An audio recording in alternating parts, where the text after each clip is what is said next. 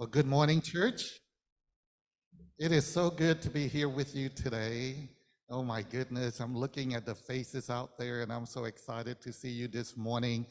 I had a special time. I've been having such a special time this week, getting to know you and getting to know the youth, knowing the Iban youth at the youth rally, and last night spending time with some of the leaders here, eating some incredible, amazing Chinese, Malaysian food, and then getting to know some of the Chinese youth, and it's been so amazing.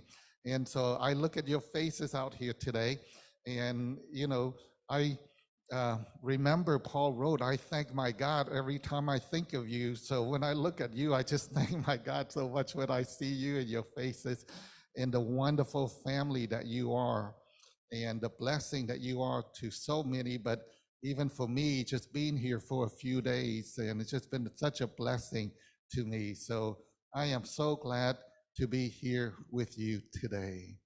And I'm encouraged to see you have, Joshua, Amanda up here, some of the young people up here, and being able to share with you. So I'm encouraged by that.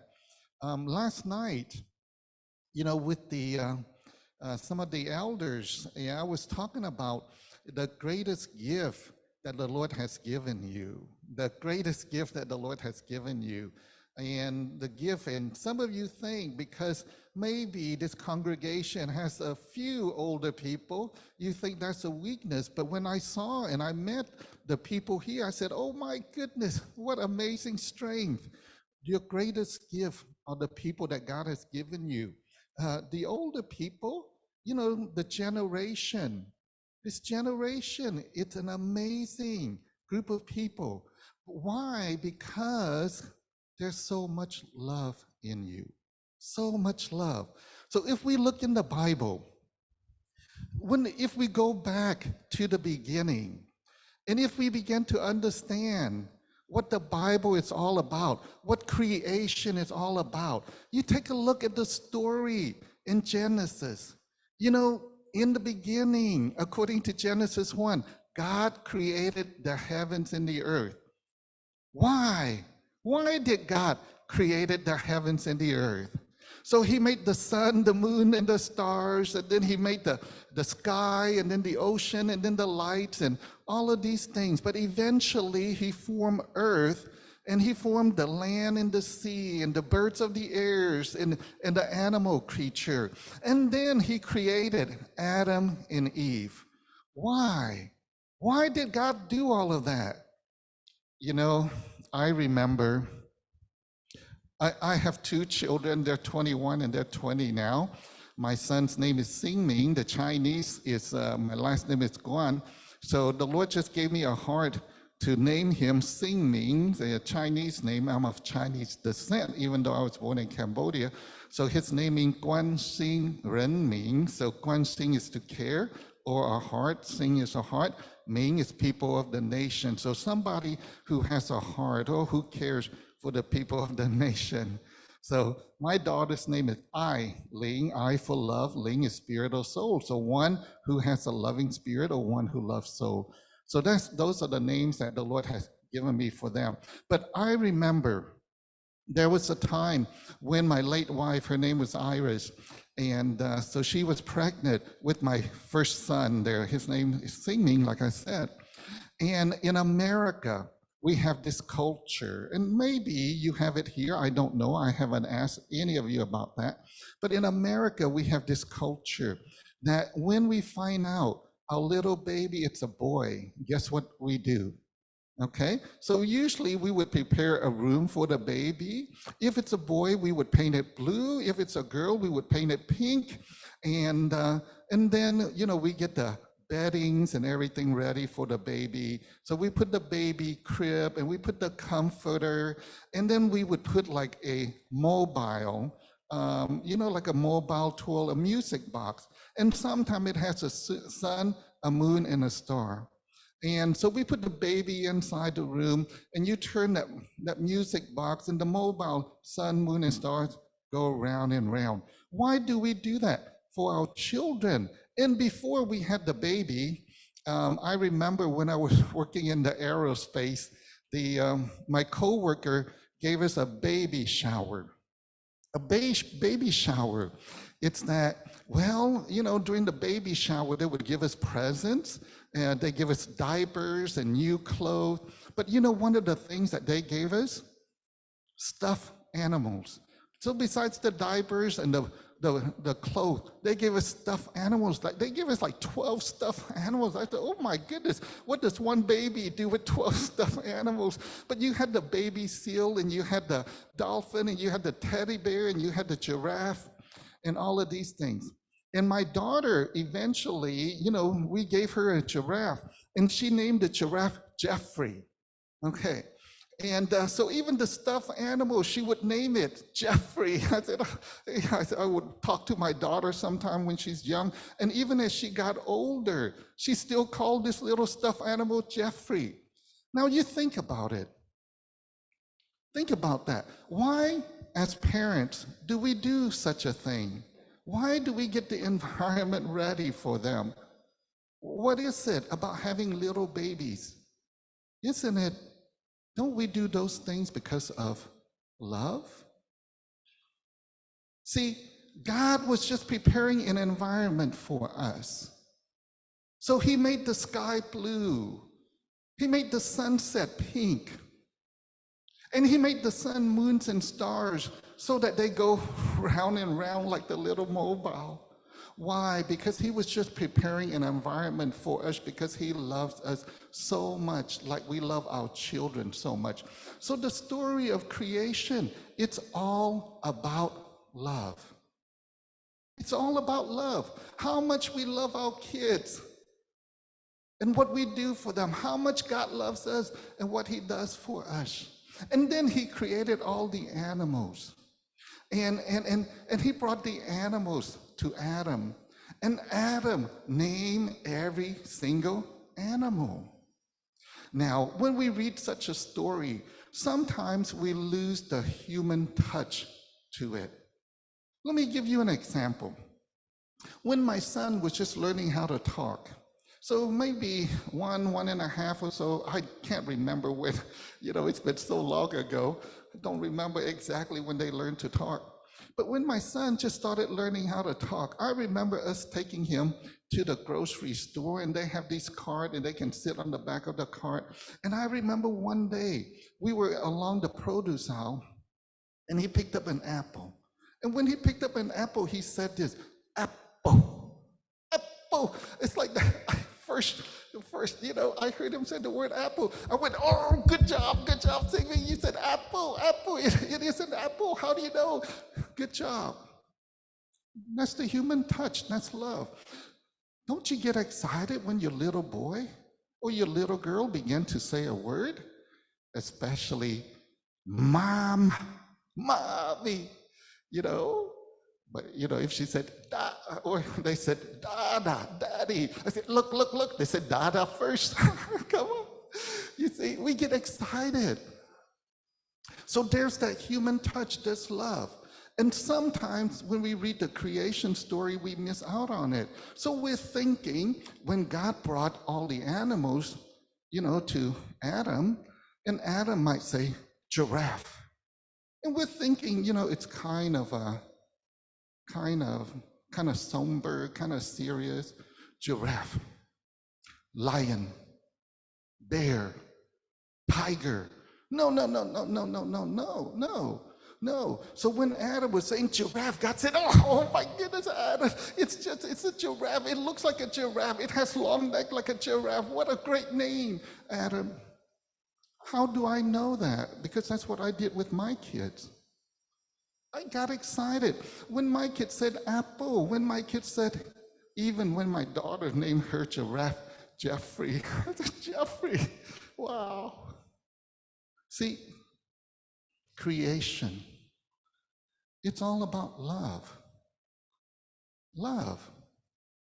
See, Christianity is such an amazing religion. See, most religion, you have to pay service to this God that you serve. So the Buddhist religion, you name whatever the religions are. There's something you pay. Like a number of times we go to some Chinese restaurants and there's some statues and they offer something to that statue. You see, sometimes, it's all kinds of food and I see all kinds of food in those restaurants sometimes. Sometimes I see good crabs out there. I say, oh my goodness, they're eating good here. And so a lot of religion, there's something that you have to do, in order to reach that God, in order to serve that God. But Christianity, it's so much more than just religion, isn't it? Christianity, it's all about relationship. It's the love with God. But sometimes we go to church and we go through life, and sometimes life is a little bit challenging, and we accumulate experiences and we forget what it's all about. We forget it's all about love. And let me give you some example. Now, as I was going through life, I moved from Cambodia as a refugee, and we had to flee the country because of the fighting in 1975. So we escaped the country, and it was really 8-year-old boy moving to America to me was an amazing time. Now, for my parents, it was a different story because you had to uproot everything. But for a little boy, it was a little bit exciting because we were seeing new things for the first time. Like when we were in Camp Pendleton in San Diego, they gave me my first bite of an apple. I ate that first apple. I haven't eaten apple in 8 years of my life. So when I took a bite of the apple, I said, oh my goodness, this is so good. It's like when I come here to Malaysia and Dr. Houghton and Sister Trey Lynn give me all of these fruits the other day. They gave me this soursop. I said, oh my goodness, this is so good. Malaysians are so blessed. You not only have amazing food, but you have amazing fruit, right? I mean, come on, whatever fruit you want, it's like almost at the tip of your hands. You have the durians and you have the mangosteen and you have the soursop and you have, the star fruit in your backyard and the papaya in your backyard and the mango in your backyard and, all of these things. And so I came to America and then I started growing up and we start accumulate experiences in our life. And then the experiences sometimes are good and sometimes they're bad. Sometimes they teach us to love and sometimes they teach us to hate because of what people do to us. So I remember as a high school kid, now I had a lot of problem in high school because some of you know my background. I've shared it freely. Because I was sexually abused when I was a little boy. I was sexually abused in Cambodia and in America. And then I struggled with depression and all of these things in my life. But I remember when I was in high school and I was working in a movie theater, and there was a family of gypsies. And they live in this corner house. And while I was working in the movie theater, I was selling tickets. At those times, they had little ticket stub with numbers on it. And the managers always warned all of the workers there at the movie theater. We had 6 screens, so it was a multiplex. And they said, be careful for this family of gypsies. And if you don't know gypsies, a number of them live in Romania. They do things like fortune telling, and they're a certain group of almost like nomadic people. But they live in this corner house in that neighborhood, and we can see them when we were selling tickets. They had the biggest house, in all of the neighborhood, the biggest and nicest looking house. But the management team told us, be careful for this family of gypsies because they always like to come into the movie theater and they bring old ticket stubs. And with the numbers that were from previous week or previous month. So if you check their ticket numbers, you can tell, wait a minute, because sometimes people might go outside and they come back with the old ticket stuff. We said, there's no problem, come back in. But often this group of gypsies, they would bring the old ticket stuff from a few weeks ago and they try to get in for free. Or they try to get popcorns and drinks for free. Or if they buy one ticket, they see a movie, they try to get into another movie for free. So everybody in that, in the movie theater, we were made aware of that. And so I kind of grew up, and this was before I was a Christian. I said, I don't know if I believe or I trust in this group of gypsy. Now, if you ask me, did I love the gypsy? My answer was no, I didn't love them. Didn't love them at all. So later, I became a Christian, and I started going out on missions trips. By the way, the short-term mission that you're seeing in Hong Kong there, based in Hong Kong, when my kids were young, when they were like 12, 13, 14, I started sending them out to missions trip through Ps Seumean and the short-term mission. And they would go to countries like Bangladesh and southern Thailand, ministering among the poor and people who need the Lord. And they'll come back just being transformed, so much so that my son now, he's 21, he has such a love for poor people. And the Lord just gave him a fire and a burning passion inside of him. And he wants to go back to Bangladesh and minister there as a missionary one day, but not quite yet. He's graduating from college in Tulsa, Oklahoma. But several months ago, he got a good job at this natural gas company, but he texted me and texted my wife, Kay. Kay's my second wife. And my first wife had passed away 6 years ago. And so anyway, he texted us and he said, Dad, I want to move into a poor neighborhood to minister to the poor people. He always has a heart for the homeless and the poor. And if you know anything about poor neighborhood in America, it's not always the best places to be. Okay, America is a pretty wealthy country, but poor neighborhoods are sometimes a little bit poor, and it might not always be the best place to be. So when he sent me that note, I was a little bit concerned because I know poor neighborhoods in America. But then after a week or so, I finally had peace in my heart because I've been raising them up ever since they're little to be able to give their lives for the Lord and whatever God's called them to. And so I became excited because that's the passion that God has given him. And so even though he has a good job in all of that, he and the church there are doing an amazing job of ministering to poor people there, and they're seeing incredible, amazing result in transformed life. My daughter has also been so impacted. She's 20, and she has a heart for hurting ladies and sex trafficked ladies. So the Lord has given them compassion for those who are hurting and all of that. We sang a song today, worship team. That was an amazing worship, by the way, worship team. And, we sang a song, Lord, give us compassion, you see. But that compassion comes from the love of Jesus. 1 John 4:19, it says that we love because he first loved us. You see, so if you and I begin to experience that kind of love from the Lord, then it's so easy for us to love back in return. But if we haven't fully experienced that love, now going back to the gypsy, at that time I wasn't a believer, so I didn't quite understand that love. But eventually I accepted Christ and I started going out on missions trips myself.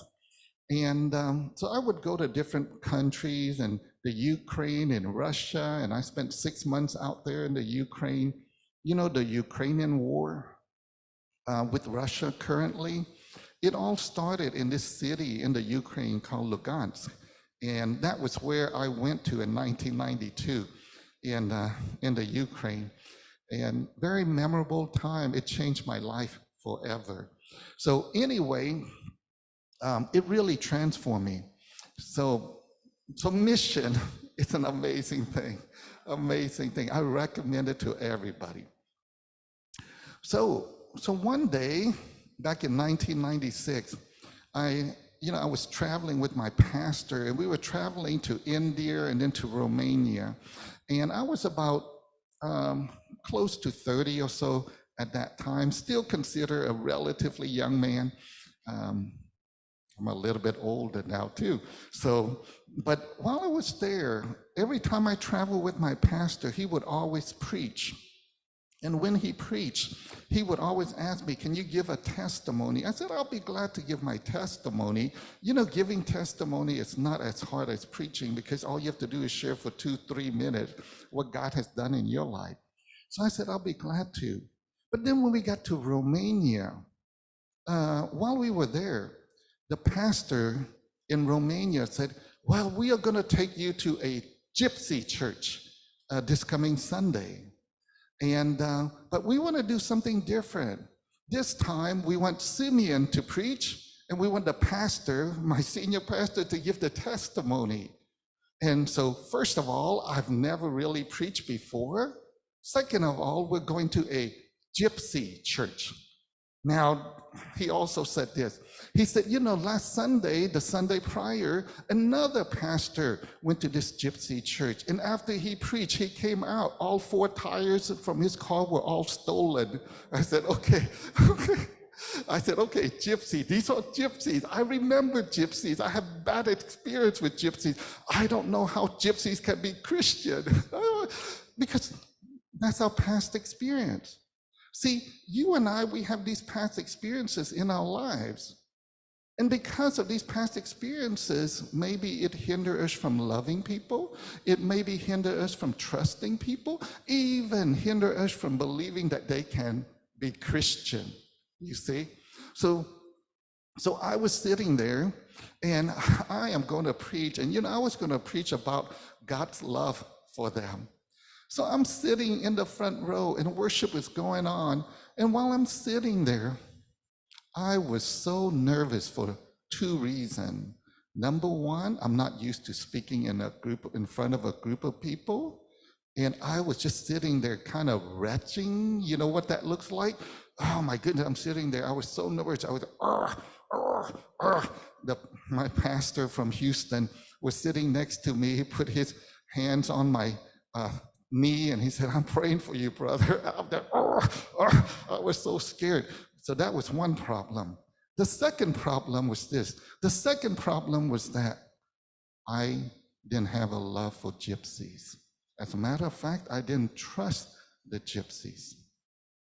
And you know, if you are going to come to the stage and you begin to preach on the love of Jesus and you hate the gypsies, it's going to be really hard.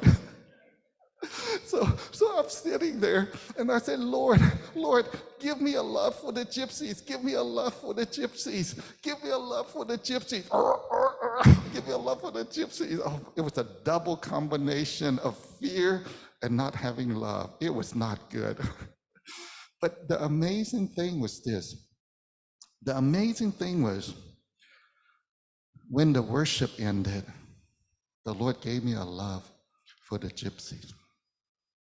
So when I went up to preach, one of my first preaching assignment, I was able to do it with love. But that trip kind of stirred something inside of me. It was like when I came back to America, you know, on the flight back to Houston, I was like, God, I realized I don't really love people. I mean, come on, if God loves me, and Jesus paid the price. John 15:13, right? Greater love has no one than this, than he who lays down his life for his friend. If Jesus can express the greatest love at all, and you and I can understand that, if we really think about it. For example, if our son or our daughter or our spouse, like our wives, if we know that they need an organ, if we know that they're dying, and if we know that we can save them by laying down our lives. Now, if we love them so much, are we willing to give up our organ for them? You know, some of us might be willing to do that because we love them so much. But if we don't love them as much, As a matter of fact, if we hate them, sometimes we might think good riddance, but we won't think of laying down our lives for them, would we? So I discovered this. I discovered I didn't have a love for these people. So guess what I did? I said, Lord, can you give me a love for people that I don't like? Because I'm missing it. I don't know how to do that. Because I didn't know how to love the gypsies, because I didn't trust them, because they were different, because they cheated and they tried to do things wrong. And it hurt us. I said, Lord, can you give me a love for these people? And by the way, do you know God is so good? So when you pray this kind of prayer, do you think God would answer that kind of prayer? He said, of course, God will answer that kind of prayer. Do you know how God answered my prayer? That week after I prayed, in 1 week's time, I became angry at 7 people.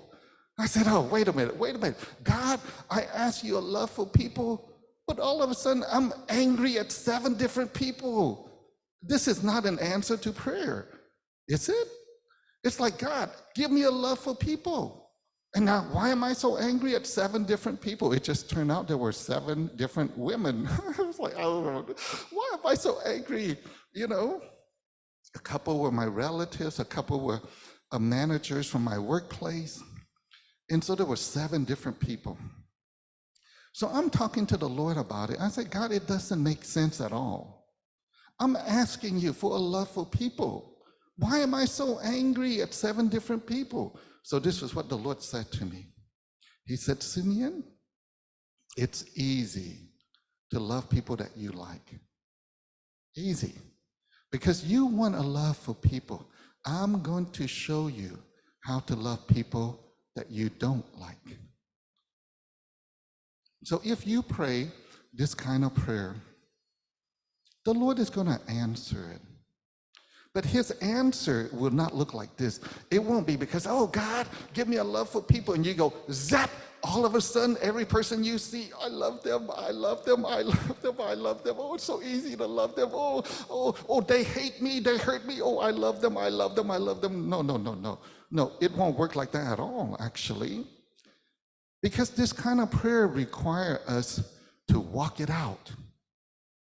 It requires to manifest that love, to be able to show that love to them. So I said, okay, Lord, you're trying to teach me how to love them. So Lord, how do I love person number 1? How do I love person number 2? How do I love person number 3? How do I love person number 4 through 7? Do you know the interesting thing? I discovered that every one of them, the way to love them, it was all different. All different. It wasn't exactly the same. God did not say, with person 1, you give them some present. With person 2, you give them the same present and the same present with everybody. One of them, God said, speak some encouraging word. One said, bless them with something. One, invite them to a meal or something like that. It was all different. And in such a way, I started growing in the love relationship with some of them. And in some cases, the wall between us began to break. But the most amazing thing was the Lord began to teach me how to love. So I started learning how to love. And so I began this journey of love. And I started asking, Lord, help me to love different groups of people, even groups that I didn't like. For example, another time after that, a friend from my church was going out on a missions trip. I think she was going to Romania. And she asked me to drive her about 4 hours to this other town called Tyler, Texas. And with this ministry, something commission ministry. So I drove her up there. I was going to drop her off. I did drop her off, and then I I drove back through this town about 20, 30 minutes away, and I stopped for gas. And for some reason, I noticed that there was something leaking from my car. And so there was a puddle of a little bit of oil. I said, this is not good. I can't go on like this. And then they said, well, it's kind of late in the day, so let me just drive back to this ministry. And it just so happened that this ministry, they were ministering to ex-convicts. That means people coming out of prison. And some of these people just got out only a few months ago. Now they became Christian in prison, but to me, they were still prisoner ex-convicts. Some of them were in prison for some bad things. And so when I went back to that ministry, they said, well, we don't have many room, but you can stay with these, brothers in Christ. They just came out of prison. I said, oh my goodness. I was like, I'm Chinese, and you got to stay. And they're Christian brothers, of course. But I stayed there that night. I had trouble sleeping because honestly, to be honest, I didn't have a love for them. To be honest, I had a fear of them. Well, maybe you're different. Maybe you can stay in a room of close to 15, 20 men who just came out of prison and who claim to be Christian. Maybe you're not nervous about that because they were different from me, but I was nervous. Okay? I was really nervous. And so morning came, and I thought maybe I can get my car fixed and so on. And I thought everything was okay. So I tried to drive back. And again, when I went into that town, I stopped just to check. And the leak was even worse. I was like, oh my goodness. And I didn't want to spend so much money. And I knew one of the brother at the ministry know how to fix cars. And he told me, if you really need to, I can help you fix it that day. So I drove back to the ministry, and I spent one more night there. Okay, guys, 2 nights in a row now. Okay. And the second night, I was still a little bit nervous. Okay, until one of the brother came to me, and he gave me this cross, that a necklace that's made out of nails. And when he gave me that, the Lord just broke my heart. And then I started having a love for them. It was incredible. I was like, I can't believe I can love them. I can't believe it. And I began to realize that we're all sinners and we all make mistakes. And some of the mistakes we made are worse than others. But I started learning how to love them. And I started learning how to love them. And as I went on through my life, I started learning how to love different people. There was one time the Lord connected me to a tattoo artist. There was a question last night about tattoo. And so I started going to tattoo shops, not to get tattoos. By the way, I have no tattoos, so no tattoos. Okay, but I started loving tattoo artists. I would go to the tattoo shop just to minister to him, just to build relationship with him. And one day I was walking along in the apartment complex I was living in. This was teenagers, and some of the teenagers in America, my goodness, the way they dress. In this case, there were a couple of guys dressed in heavy metal stuff. I don't see young people here in Malaysia dressing in heavy metal, punk rock hair, a lot of metal stuff on the body and stuff. Oh my goodness, they look scary. So I walked by them, and I was a little bit scared. Look, I minister to all kinds of people, and in many cases, in certain cases, scary situation. Sometimes I work with a lot of people who have been abused, people who have been involved in satanic worship and things like that. I get some strange phone calls sometimes. And one man said, can you help my wife? It's being chased every day by the Grim Reaper. You know the Grim Reaper? Oh my goodness. Can you help me? Can you come to our house and help? And so I get all of these interesting phone calls. So sometimes when you hear me share these stories, you think, man, this Pastor Seumean, he must be so bold, so courageous. I have a confession. I have a very sensitive heart. I'm not bold at all. I'm actually a little bit of a scaredy cat. I'm afraid of these kind of things. I'm very timid. I'm very shy. I don't like to speak in front of people. I'm not bold.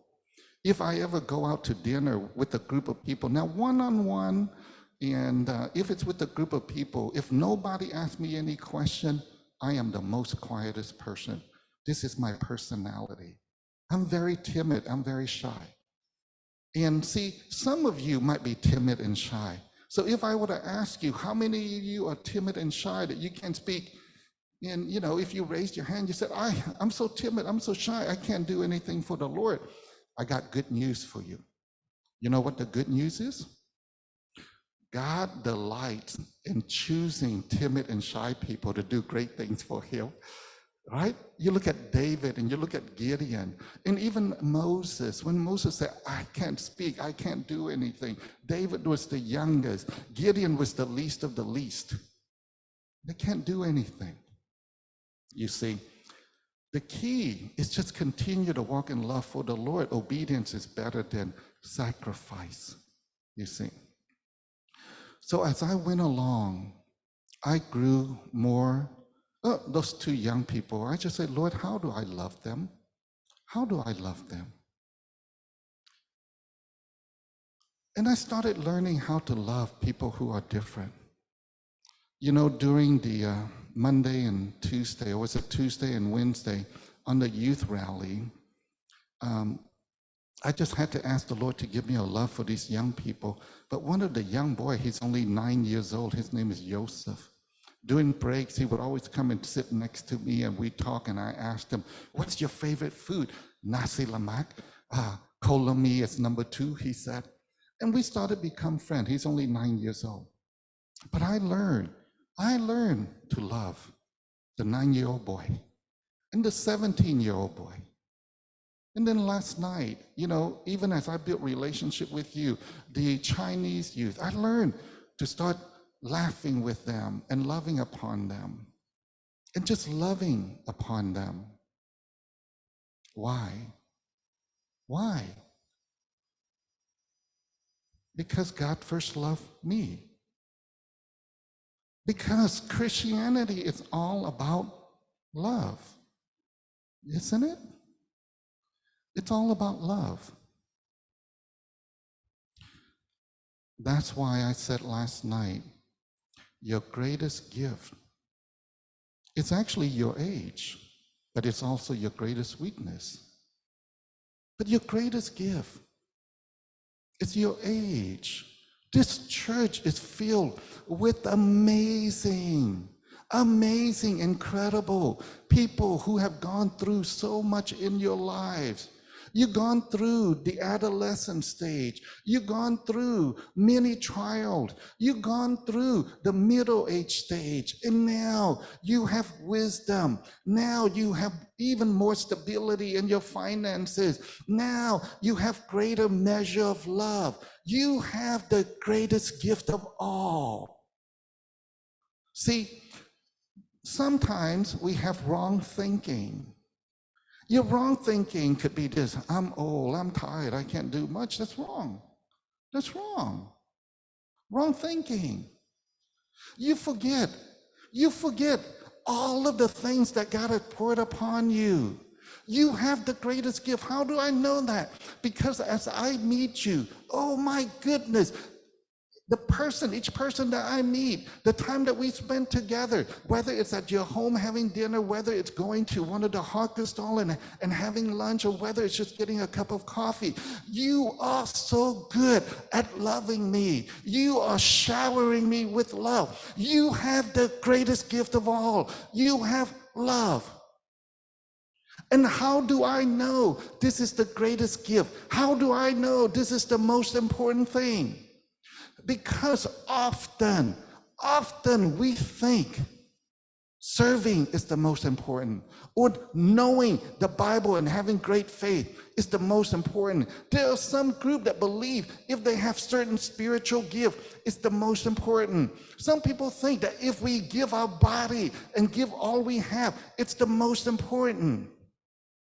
But actually, The Bible very clearly tells us this, that in 1 Corinthians 13, verse 1, 2, and 3, it said this, even though I speak in tongues of men and of angels, but I have not love, I'm a resounding gong, a clanging cymbal. Even if I prophesy, spiritual gift, even if I can fathom and have all knowledge, even if I have faith that can move mountain, do you know how strong of a faith that is? How many of us have faith that can even make the tree just sway a little bit? Imagine if you have faith that can move mountain, but it said if you have not love, it means nothing, you profit nothing. But we think it's the gift. And then it goes on to say, even I give all that I have to the poor, and I give my body to be burned, but I have not love, it means nothing. See, it's not how much you can do. It's not how talented you are. It's not even how much money you give. It's not how much you serve. That's not the criteria that God is looking for. He's looking for love. Why? Because God is love. The Bible is clear. God is love.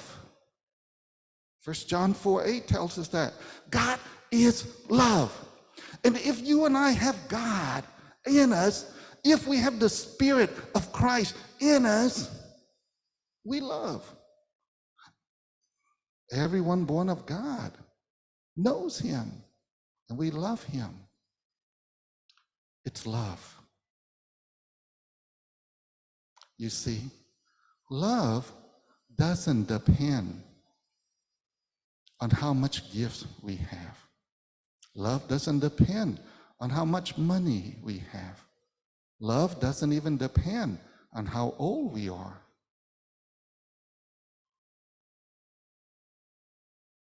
The most beautiful thing about this church is you have the greatest gift. You have love.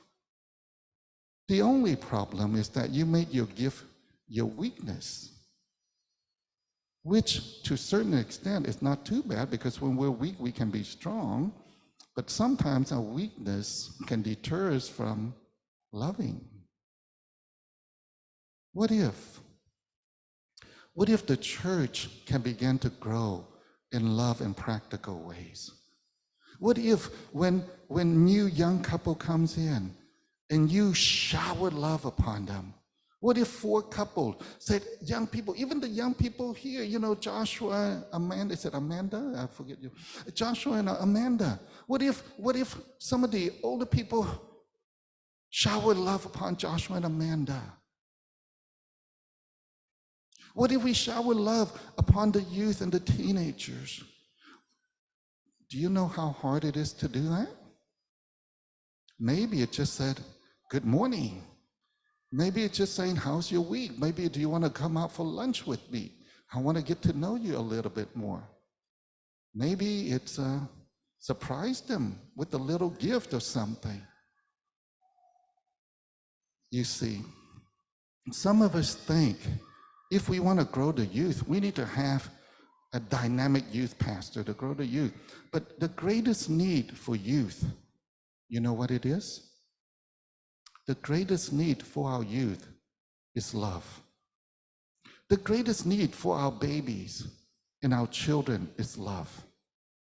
That's the greatest need. And when they experience love, oh my goodness, they will thrive. They will grow. It will be so incredible and so amazing. And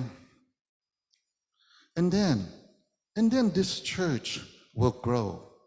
And then people will hear about this church because they said, I can't believe there's so much love in this church.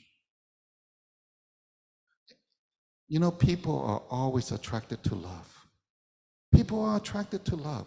Hey, if I were to ask you a question, how many of you like being around hurting, angry people? It's like, I can't wait to spend time with this hurting and angry person. Anyone? Anybody get excited about that? It's like, oh, they're so angry. I love spending time with them. No, no, no, no, no, no, no. We don't get too excited about that. But if a person is so loving, it is so attractive. It's like, I can spend all my time with this person. You know, I told Dr. Wong and Trey Lin, I have the blessing and honor of being with them. Oh my goodness, they are just so loving upon me. My goodness. If I moved to Malaysia, I want to live with them, you know? I said a little bit of that yesterday. I think they might be getting a little bit nervous. But they're so loving. And many of you are so loving. But if you think you're weak, guess what happened? You kind of buried that love. And when you bury the love and the young people come in, guess what they're going to see? If they don't experience the love from you, where will they find that love? But if they come in and they experience that love from you, guess what they're going to think? That's what they're going to say. Do you know how many young people, if they were able to sit around with you, would be so grateful and thankful because you will be the most amazing models for them. You've gone through so much in your life. You have so much wisdom. You have so much love. But if you keep focusing on the weakness, your love will be suppressed and you will never be able to shine. That's why Matthew 5:16, let your light so shine before men that they might see your good work and glorify your Father in heaven. That good work of love. Don't hide it anymore. Don't keep it suppressed. Because if you don't use it, you will lose it. But you have it. And I have been so blessed being here and getting to know you. And I have been especially blessed to receive all of the love that you poured upon me. Oh my goodness, this place has so much love. But let's don't just pour it on me. Let's pour it on to the younger people. You know, don't pour it on me because I'm just a guest speaker. Pour it to the young people. Pour it to one of the teenagers that you see. Pour it upon the young couples. You know, you're going to have dinner anyway. And if you cook 2 extra dishes for them and say, come over. You know, if I were living here, one of the first things I would do is I'd say, Joseph, Amanda, come over for dinner. My goodness, that young couple is amazing. They're so young and they're already out here wanting to do the work of the Lord. If I were here, I'm going to encourage them. I'm going to build them up because it's incredible and amazing. Love. It's in you because I know the love that you have for the Lord and your desire to see his kingdom be expanded. So Father, I thank you so much just for the privilege and blessing of being here and allowing me to get to know so many of the people here, learning from them, receiving from them, hearing from them, eating with them, sharing with them, laughing with them. Now, Lord, these are some amazing people here. And you have an amazing plan for this group. And I am so moved by that. Now, Lord, release the fullness of your spirit and take this cover, you know, that they've been under for many years now. And now release them to walk in the fullness of love that you have for them. Because, Lord, because of your love for them, now let your love shine through them. And that not just the young people in this church, but many will be impacted. And that your name will be glorified and lifted high through their lives. In Jesus' name, amen.